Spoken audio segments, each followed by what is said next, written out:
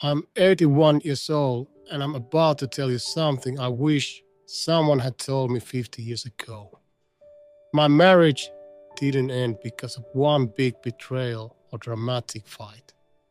It died slowly, quietly, from five small habits I practiced every single day without even realizing the damage I was doing. By the time I understood what was happening, 47 years had passed and my wife was gone. If you're married right now or in a serious relationship, pay close attention. Because these weren't obvious mistakes. They were things I thought were normal, things I thought didn't matter. And each one was like a drop of poison in a well, harmless on its own, but over decades, deadly. Maybe you're doing some of these things right now. Maybe you think they're not a big deal. That's exactly what I thought. And now I'm sitting alone in a house that used to hold a family, finally seeing clearly what I was too blind to notice when it mattered. Her name was Patricia.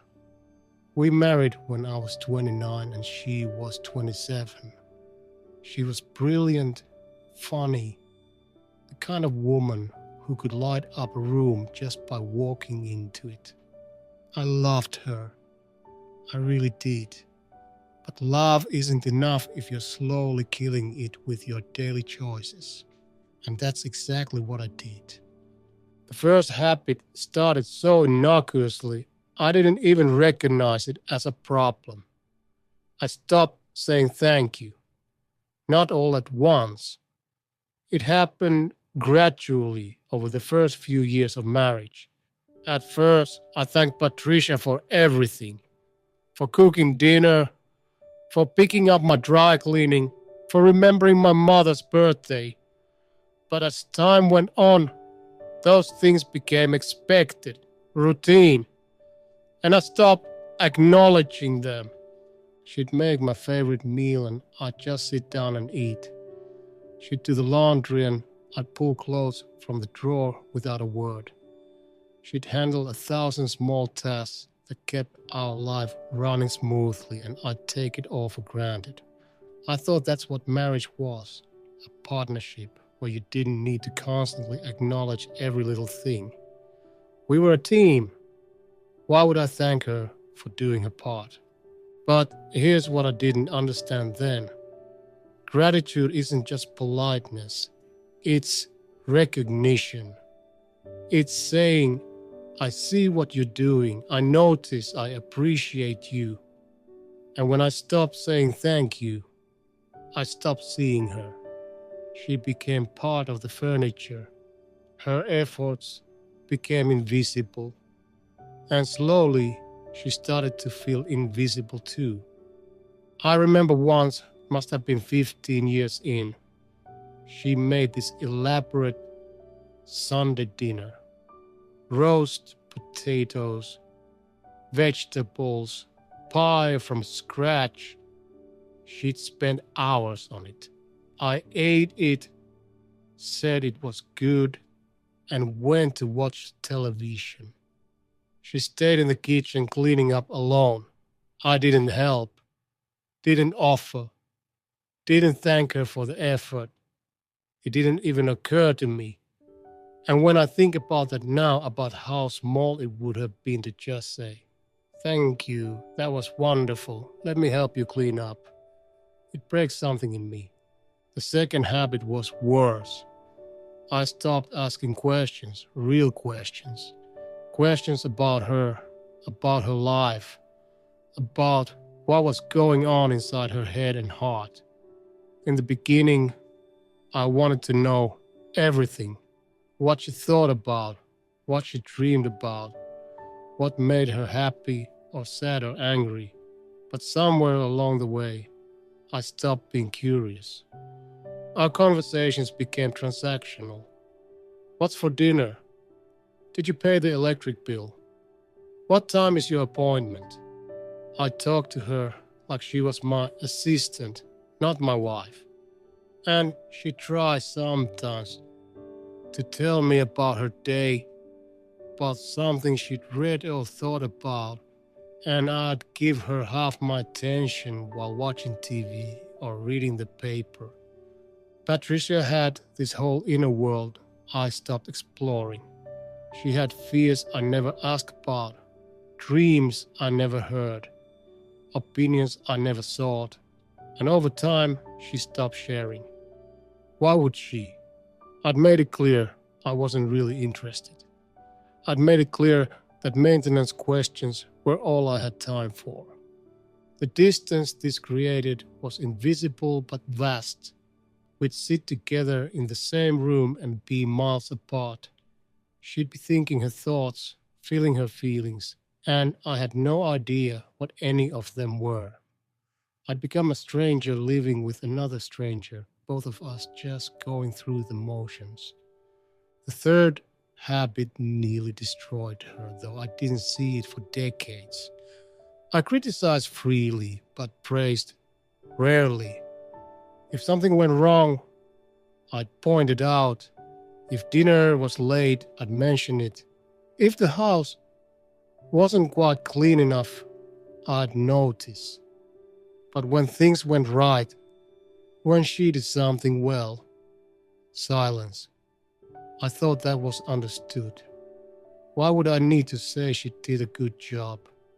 She knew I appreciated her, didn't she? But she didn't know, because I never told her. I'd criticize the things that bothered me, but never acknowledge the 100 things she did right every single day. And that imbalance, the constant negative feedback with almost no positive reinforcement, wore her down. I criticized how she handled money, how she dealt with the kids, how she kept the house. Small comments, passing remarks, I didn't think they were a big deal. But they accumulated. They told her that nothing she did was quite good enough, that I saw every flaw but none of her strengths. And eventually she stopped trying. Why bother if all I was going to do was point out what was wrong? Our daughter told me once, years after the divorce, that her mother used to cry sometimes because she felt like she could never make me happy. That broke me, because I was happy or happy enough. I just never said it. I never told Patricia she was doing a great job, that I noticed her efforts, that I was proud of her, that she was enough. The fourth habit was subtle but devastating.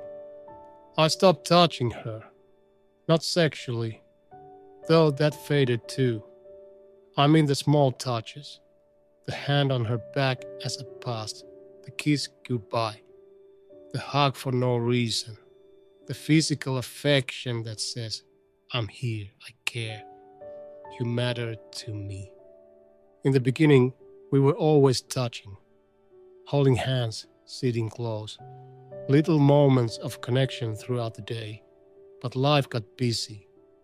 Work got demanding, kids came, and those touches felt less important, less necessary.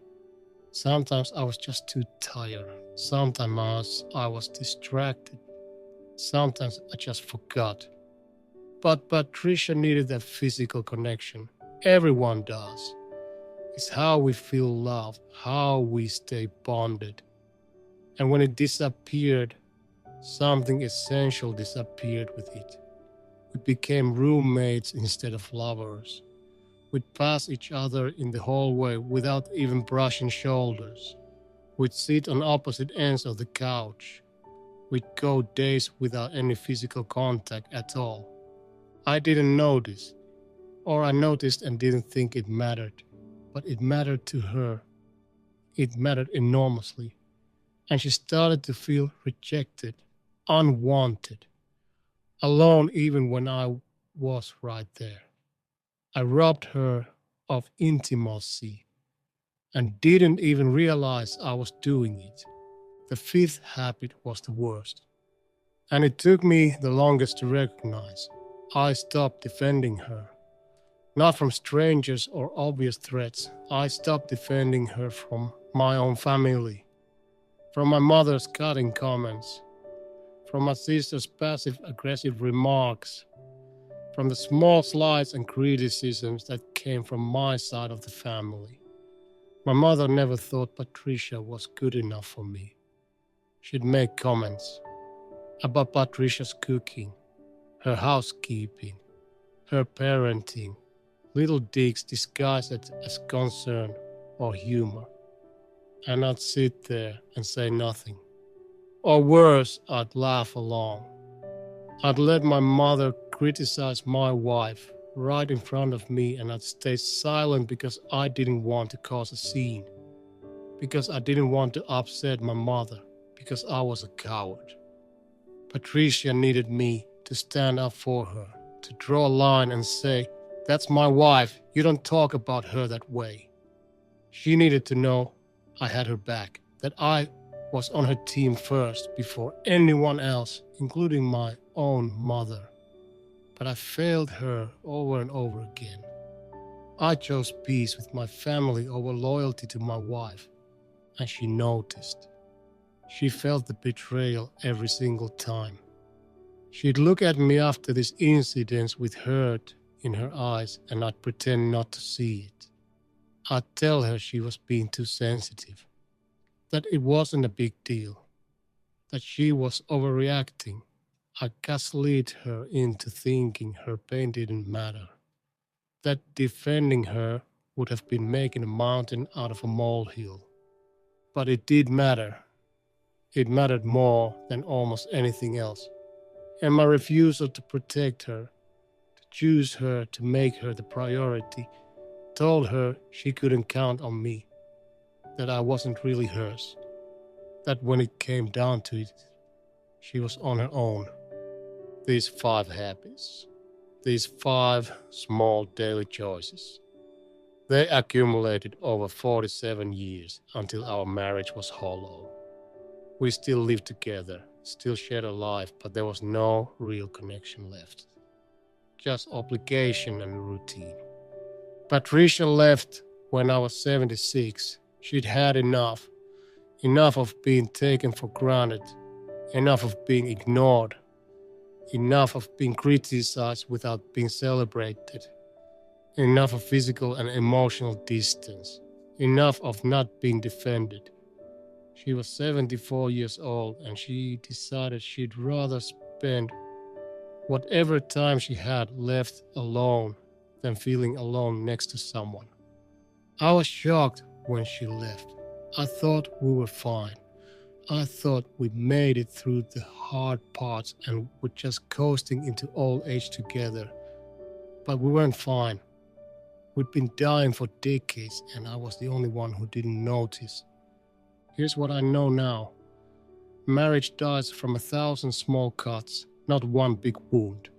It's the daily habits, the small choices, the moments you think don't matter. Those are what kill it or save it. If you're watching this and you're in a relationship, look at these 5 habits honestly. Are you expressing gratitude? Are you staying curious about your partner? Are you praising more than you criticize? Are you maintaining physical affection? Are you defending them, choosing them, making them your priority? Because these aren't small things. They seem small, they feel small in the moment. But over years, over decades, they're everything. Say thank you every day for big things and small things. Let your partner know you see them. Ask questions, real ones.